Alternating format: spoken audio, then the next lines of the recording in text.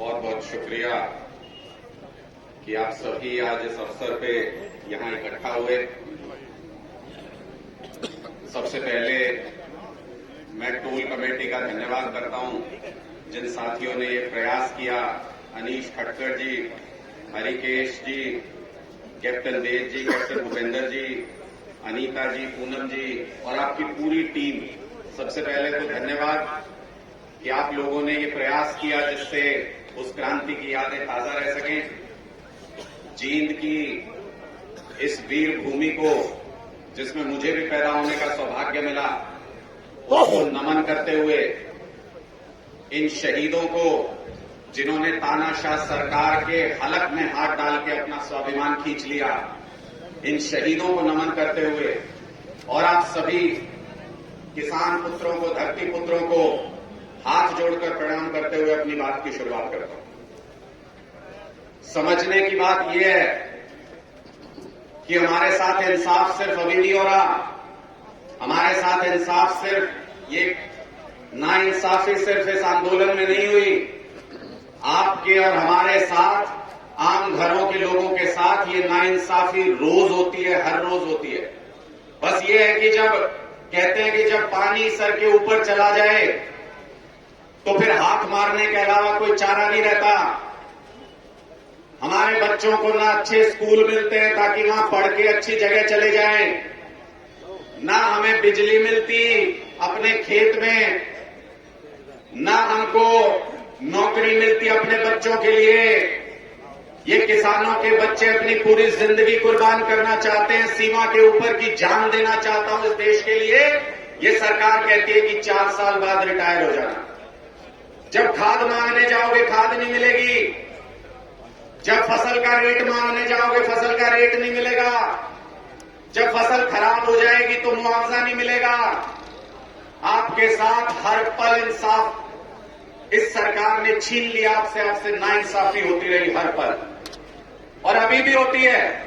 लेकिन अगर कोई हमारी धरती के साथ खिलवाड़ करने का कोशिश करे, लेकिन अगर कोई स्वाभिमान के साथ खिलवाड़ करने की कोशिश करे, तो फिर लड़ना जरूरी हो जाता है।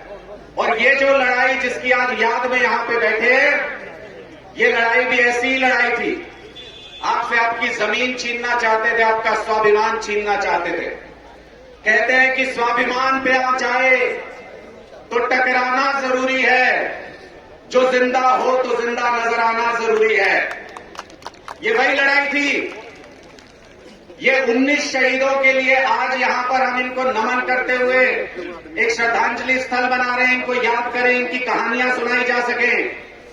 लेकिन मैं चाहता हूं एक ऐसा दिन आए, एक ऐसी सरकार आए जो 700 शहीद हुए इस आंदोलन के अंदर, उनके गांव में, उनकी जगहों पे उनको भी इसी तरीके से श्रद्धांजलि दी जा सके, श्रद्धांजलि स्थल बनाए जा सके, ताकि इतिहास बन जाए ये कुर्बानी जो इन लोगों ने दी।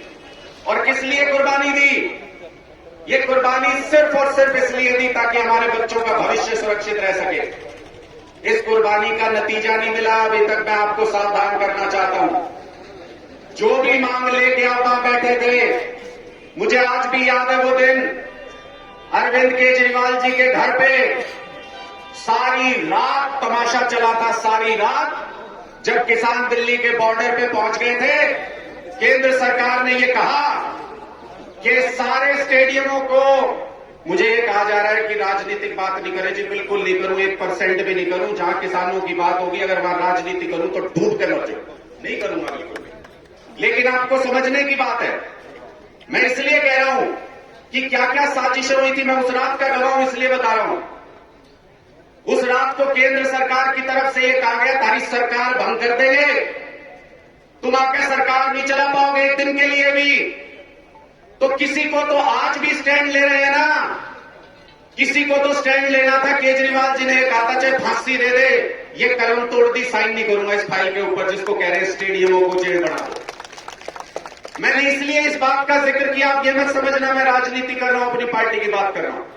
मैंने इसलिए इस बात का जिक्र किया, हम जिस पार्टी में बैठे हो, जहां भी बैठे हो, अगर हमारे मां बाप सड़क पे लड़ाई लड़ रहे हैं, अगर हमारे किसान सड़क पे लड़ाई लड़ रहे हैं, तो लानत है ऐसी राजनीति पे अगर उसके लिए खड़े ना हो सके हम। इसलिए आप जहां जिस कुर्सी पे बैठे हो, जहां अपना दमखम दिखा सकते हो, वहां दमखम दिखा के इस लड़ाई में जुड़ना चाहिए, खड़े होना चाहिए। मैं इसलिए ये सारी बातें कह रहा हूं और अपनी वाणी को विराम दूंगा एक आखिरी बात कह के, ये लड़ाई अभी खत्म नहीं हुई है। ये लड़ाई अभी और आगे जाएगी और बहुत दूर तक जाएगी। कुर्बानियां देने के लिए तैयार रहना। इसलिए कह रहा हूं कि कुर्बानी देने के लिए तैयार रहना, क्योंकि इतिहास उसी का लिखा जाता है जो जीतता है। जो लड़ाई में एक छोटी लड़ाई का एक छोटा टुकड़ा जीत लिया, उससे इतिहास नहीं लिखा जाता। जब इस तानाशाही सरकार को पटक दोगे, पलट दोगे, तब आपका इतिहास सुनहरे अक्षरों में लिखा जाएगा, उसके बिना नहीं लिखा जा सकता। इसलिए इस लड़ाई को आगे बढ़ाने में, अपने हक को, अपने स्वाभिमान को बचाने में आप सबसे गुजारिश करता हूं कि तन मन धन से, पूरी ताकत से इस लड़ाई को लड़ना है। मेरी जहां जरूरत होगी, मैं भी किसान परिवार से आता हूं, मेरी जहां जरूरत होगी, सीने पे बंदूक भी लगी होगी तो 1 इंच कदम पीछे नहीं हटेगा। मैं आज आपके बीच में ये वादा करके जा रहा हूं। बहुत बहुत शुक्रिया आप सभी का इस अच्छे अवसर पर कि हम अपने शहीदों की कुर्बानियों को सिर्फ एक मौत समझ के व्यर्थ नहीं जाने दे रहे, बल्कि उनको याद रखेंगे ताउम्र, उससे सीख लेंगे और आगे अपने बच्चों के लिए संघर्ष करेंगे। इतना ही उम्मीद करते हुए मैं हाथ जोड़ के आप सभी को प्रणाम करता हूं। बहुत बहुत शुक्रिया आप सभी।